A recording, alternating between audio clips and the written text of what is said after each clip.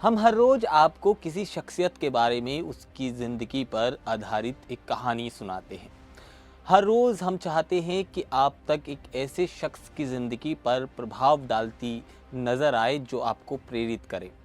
लिहाजा हर रोज़ किसी नए शख्स पर हम लोग बात करते हैं और उसकी पूरी जीवन आपके साथ साझा करते हैं कि उसने क्या कुछ कठिनाई सही और कैसे अपना जीवन व्यतीत किया। आज हमारी इस कहानी का शीर्षक है ओझा सर के नाम से मशहूर, पूरे देश में जो पढ़ाने के मामले में ज़बरदस्त तरह से सोशल मीडिया पर वायरल होते हैं। उनके कई स्टूडेंट आईएएस ऑफिसर दिखाई देते हैं और बड़े नामों में जो गिने चुने नाम हैं जो बड़े टीचर्स में लिए जाते हैं, फिर चाहे वो विकास विद्यार्थी सर हों या फिर खान सर हों, ऐसे ही एक बड़ा नाम आता है ओझा सर का। तो ओझा सर के ऊपर आज सुबह से ही ट्विटर पर लगातार कई टिप्पणियां की जा रही हैं। कोई उनके पक्ष में दिखाई दे रहा है तो कोई उनके विपक्ष में। और आज का मामला है कि अवध ओझा सर ने जो आम आदमी पार्टी है उसका दामन थामा है। लगातार हमने देखा है जिस तरह का उनका अंदाज है, तो वो राजनीति पर बड़ी ज़बरदस्त तरह से अपनी रुचि रखते हैं और लगातार किसी न किसी टॉपिक पर ज़बरदस्त तरह से बेबाकी से बोलते नज़र आते हैं। तो आज की इस कहानी में हमारे किरदार होंगे अवध ओझा सर। नमस्कार, आप देख रहे हैं द न्यूज़ 15 और मैं हूं केशव पांचाल। तो कुछ समय पहले हमने दिल्ली में हादसा देखा और हादसा था मुखर्जी नगर में पढ़ रहे बच्चों के साथ, जहां बिल्डिंग में आग लगी। उसके बाद प्रशासन बड़ा ज़बरदस्त तरह से सख्त हो गया। उसके बाद जितने भी इंस्टीट्यूट चल रहे थे सब पर नकेल कसनी चालू कर दी। चाहे विकास सर हो, खान सर हो, उसी लिस्ट में ओझा सर भी शामिल हैं। तो अब ओझा सर से बात करते हैं, मतलब ओझा सर के बारे में आपको कुछ दिलचस्प चीज़ें बताते हैं। तो अब जो अवध ओझा सर हैं उनकी कई प्रतिक्रियाएं ट्विटर सोशल मीडिया पर वायरल होती नज़र आती हैं। आज हम बताएंगे कि आखिरकार ओझा सर का जो जीवन का सफ़र था वो कैसे शुरू हुआ, कि वो यूपीएससी में इतने ज़्यादा इंटरेस्टेड कैसे नज़र आते हैं और जो उनका पढ़ाने का अनूठा अंदाज़ है वो किस तरह से मशहूर हुआ और आखिरकार उनकी हिस्ट्री क्या है और वो किस तरह से बच्चों के साथ ज़बरदस्त तरह से सामंजस्य बैठाते हैं। आपको बता दें कि बच्चों के बीच ओझा सर का नाम बड़ा ही लोकप्रिय है और उनका पूरा नाम है अवध ओझा। इसके साथ ही करियर, परिवार और उनकी नेटवर्थ क्या है वो जानेंगे तो आप उनके दिलचस्प किस्से सुनकर बड़े हैरान हो जाएंगे। खैर, सबसे पहले आते हैं उनके परिवार पर। अवध ओझा का पूरा नाम अवध प्रताप ओझा है, लेकिन छात्रों के बीच वो अवध सर के नाम से मशहूर हैं। कुछ जो नाम उनका सोशल मीडिया पर ट्रेंड करता है वो ओझा सर है और काफ़ी लोकप्रिय एक टीचर हैं। जाने माने यूट्यूबर और एजुकेटर अवध ओझा का जन्म की बात की जाए तो वो समय था 3 जुलाई 1984, जहाँ एक तरफ दिल्ली में इमरजेंसी का समय था और इंदिरा गांधी बड़ी मशहूर थी। उस समय ओझा सर ने जन्म लिया था और वो प्रदेश की बात करें तो उत्तर प्रदेश के गोंडा जिले में जन्मे थे। उनके पिता का नाम था वो श्री माता प्रसाद था और वो एक पोस्ट मास्टर थे। कहा जाता है कि श्री माता प्रसाद ओझा को अपनी जो पढ़ाने की ललक थी उसके लिए उन्होंने अपनी ज़मीन तक बेच दी थी। और सबसे बड़ी बात कि वो पढ़ाई में इतना दिलचस्प रखते थे और मतलब पढ़ाई की तरफ उनका रुझान इतना ज़बरदस्त तरीके से था कि उन्होंने अपनी पत्नी को पढ़ाने के लिए भी अपनी एक ज़मीन बेची थी। अवध ओझा की बात की जाए तो उनकी माँ एक वकील थी, एक सफल वकील जिसे कह सकते हैं।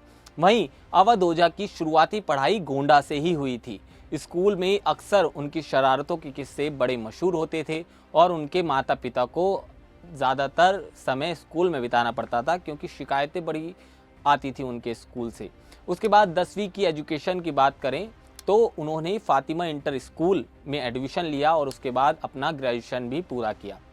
बचपन से ही वो आईएएस ऑफिसर बनना चाहते थे। उनका जो सपना था वो बड़ा महत्वपूर्ण था। अवध ओझा ने अपने माता पिता से पहले ही कह दिया था कि वो कुछ बनेंगे तो वो आईएएस ऑफिसर बनेंगे, जिसके बाद माता पिता ने भी उन्हें पूरा सपोर्ट किया। उनके माता पिता ने ज़मीन बेचकर अपने बेटे और बेटी को यूपीएससी की तैयारी करने के लिए दिल्ली भेजा था। अवध ओझा सर की एक बहन भी है। अवध ओझा ने दिल्ली में आकर यूपीएससी की तैयारी करना शुरू किया और कड़ी मेहनत की, पर सभी एग्ज़ाम उनके पास भी हो गए, लेकिन यूपीएससी मेंस उनका क्वालिफाई नहीं हो पाया। बस यही से उनकी ज़िंदगी में एक नया मोड़ आता है। जिसके बाद उन्होंने लोगों को पढ़ाना शुरू कर दिया। और खुद तो वो क्लियर नहीं कर पाए, मगर उसके साथ ही जो मोटिवेशन था, उन्होंने कहा कि मैं बच्चों को प्रेरित करूंगा, तो वो हमें आज दिखाई देता है।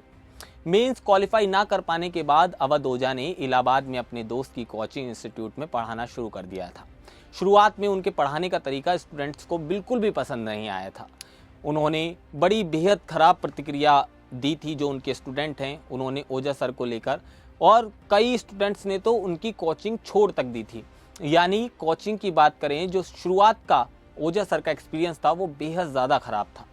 छात्रों के फीडबैक पाने के बाद अवध ओझा सर ने थोड़ा सा स्टाइल बदला और ओझा सर ने अपने स्टाइल में थोड़ा सा इम्प्रूव किया और अपनी जीवन शैली को बदलाव में ढाला। इसके बाद जैसे ही कुछ सही होता चला गया और उनके बाद जैसे ही उन्होंने शैली को ढाला, तो उन्हें कामयाबी की सीढ़ी चढ़ने में ज़्यादा देर नहीं लगी। धीरे धीरे उनका जो पढ़ाने का अनूठा अंदाज था वो विद्यार्थियों को रास आने लगा और उनकी लोकप्रियता बढ़ती ही चली गई। इतिहास के साथ साथ अवध ओझा की बात करें तो वो जीवन के फलसफे भी बताते हुए आपको दिखाई देते हैं और ज़िंदगी का ज्ञान बड़ी बखूबी तरह से देते हैं। अवध ओझा ने अब तक की बात करें तो कई संस्थानों में काम किया है और कई संस्थानों में वो पढ़ा चुके हैं। अगर बात करें आईएएस की कोचिंग कराने वाले चाणक्य आईएएस एकेडमी, उसके बाद एबीसी एकेडमी ऑफ सिविल, इसके साथ ही कई बड़ी एकेडमी जो हैं जो सिविल इंजीनियर्स की तैयारी कराती हैं, उनके साथ ओझा सर ने काम किया। और वो अक्सर कहते हैं कि यूपीएससी कोई मजाक नहीं है, उसमें 365 दिन और 7 घंटे देने होते हैं, जिसके बाद भी परिणाम आपके स्वरूप नहीं आ पाता। आपको बता दें, यूट्यूब की बात करें, यूट्यूब पे ज़बरदस्त तरह से वायरल होते नज़र आते हैं। साल 2020 में अवध ओझा सर ने यूट्यूब चैनल शुरू किया था, उसका नाम था राय अवध ओझा नाम से। तो वो कोचिंग सेंटर चलाते थे, इसके साथ यूट्यूब चैनल भी चलाते थे और अपनी पढ़ाई गई वीडियो को यूट्यूब पे डाला करते थे। इसके अलावा उनका एक ऑफिशियल ऐप भी है। ओझा सर के ऐप का नाम है अवध ओझा। ओझा सर इकरा आईएएस के फाउंडर भी हैं। हाल ही में हमने एक कॉन्क्लेव में उनका इंटरव्यू देखा था जो उन्होंने एक नेशनल चैनल्स पर दिया था, जब एंकर ने उनसे सवाल किया कि आखिरकार आप सोशल मीडिया प्लेटफॉर्म जैसे ट्विटर, फेसबुक, इंस्टाग्राम पर तो है नहीं, मगर आपकी कमाई इन सोशल मीडिया से होती है या नहीं होती, क्योंकि यूट्यूब पर आपकी वीडियो के जो व्यूज़ हैं वो मिलियंस में होते हैं। तो उन्होंने इस बात का जवाब देते हुए कहा था कि कई सारे लोग हैं जो उनके नाम से यूट्यूब चैनल चलाते हैं। ऐसे उन्होंने 4 से 5 लड़कों के नाम गिनवाए थे और उन्होंने ये भी बताया था कि वो यूट्यूब से होने वाली कमाई उन्हें भेजते हैं, लेकिन खुद कभी किसी को ऐसा करने के लिए अवध ओझा ने आज तक नहीं कहा।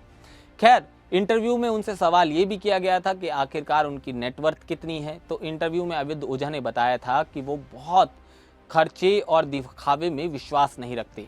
मीडिया रिपोर्ट्स की माने तो अवध ओझा की कुल संपत्ति करीब 11 करोड़ रुपए की है। उनके पास फॉर्च्यूनर कार है जिससे वो पर्सनल यूज़ के लिए इस्तेमाल करते हैं। अगर उनकी वेबसाइट की माने तो उसके मुताबिक यूपीएससी जीएस जो फाउंडेशन है जो कोर्स कराती है, उसमें ऑनलाइन जो फीस जमा होती है वो 80,000 रुपये है। इसके साथ ही वो जीएसटी इसमें लगा कर लेते हैं और ऑफलाइन अगर आपको पैसा जमा कराना है तो 1,20,000 रुपये वो फीस है। ये कोर्स यूपीएससी सिविल इंजीनियरिंग की परीक्षा के लिए तैयारी की जाती है और लगातार हमने देखा है कि यूपीएससी करने के बाद एक अलग मुकाम पर व्यक्ति पहुंचता है। अवध ओझा सर हमेशा कहते हैं अपनी वीडियो में कि व्यक्ति को अपने जीवन में एक बार यूपीएससी की तैयारी ज़रूर करनी चाहिए और जो इसके अनुभव होते हैं वो बड़े ही ज़बरदस्त तरीके से होते हैं। खैर, ये तो हुई अवध ओझा के ज़िंदगी पर बात। अवध ओझा सर ने अभी हाल ही की बात करें और मौजूदा समय पे आए तो आम आदमी पार्टी का दामन थाम लिया है। कई मर्तबा वो ये बात बता चुके हैं कि वो चुनाव लड़ने का पूरा मूड बनाए बैठे हैं। ऐसे में दिल्ली में चुनाव होने हैं और जो उन्होंने पार्टी ज्वाइन करी है वो भी दिल्ली में ज्वाइन करी है। उन्हें पार्टी जो ज्वाइन कराई है अरविंद केजरीवाल ने कराई है और उनके साथ मौजूद थे मनीष सिसोदिया। 3 महीने बाद अब से दिल्ली में चुनाव होंगे, तो ऐसे में कयास लगाया जा रहा है कि अवध ओझा सर विधानसभा का चुनाव लड़ते हुए हमें दिखाई दे सकते हैं।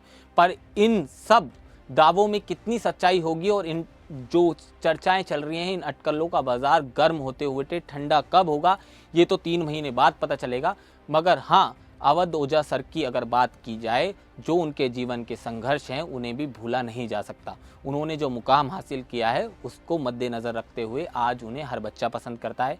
मगर जो राजनीति ज्वाइन करी है उन्होंने और राजनीति में कूदे हैं, उससे कई लोग आहत भी हुए हैं और कई लोगों के बयान भी उस पर आ रहे हैं। तो कुछ बच्चों को वो चीज़ें पसंद भी नहीं आ रही। खैर, ये पॉजिटिव होता है उनके जीवन में या नेगेटिव होता है, ये तो आने वाला वक्त तय करेगा। फिलहाल के लिए ओझा सर आम आदमी पार्टी का दामन थाम चुके हैं और उनके पीछे लिखा जाएगा अवध ओझा नेता आम आदमी पार्टी। आपको ये पूरी रिपोर्ट कैसी लगी हमें कमेंट सेक्शन में ज़रूर बताइएगा। नमस्कार।